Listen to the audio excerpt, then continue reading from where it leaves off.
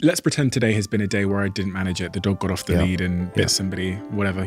I lost my temper, whatever, and I'm reflecting on it, thinking, oh God, an hour's passed, and I'm thinking, God, I wish I hadn't done that. Yeah. What can I actively do to prevent it happening again? How do I reinforce that computer?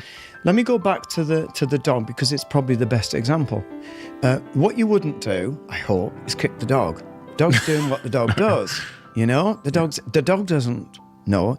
So your job is to say, first, I'm going to apologize to the person, because that should not have happened. I know whatever I need to do, I compensate, I do whatever and apologize. The second thing is, naturally, I assume you're going to say, well, I need to work on the dog. I need to learn to train the dog and manage it so I know exactly how to stop that happening again. But what I'm not going to do is beat myself up for not being able to manage the dog. Why is that a bad idea?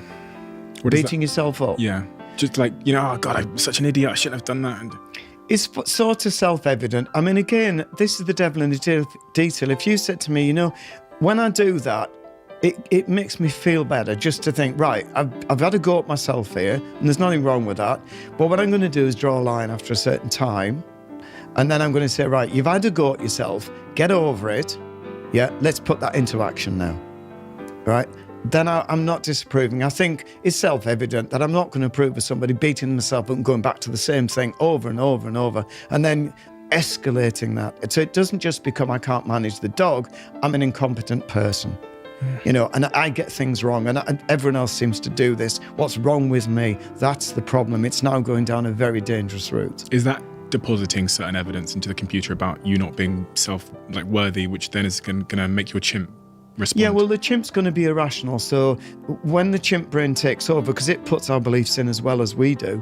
So for example, with the dog one, it will expand on that and say, well, there's something wrong with me. So let's go to you. You shouted, and then you start saying, I'm not a great person, because my belief is great people shouldn't be doing that. And it's okay giving an excuse saying that was my chimp, but it's not good enough.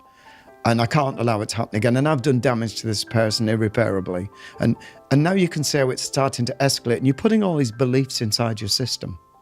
So there are going to be unconscious beliefs that you're carrying with you. So then you go and meet some friend, and those beliefs might come straight in. Am I going to damage this person? Am I going to say something stupid again? Am I going to lose it again? This is all really destructive and unhelpful.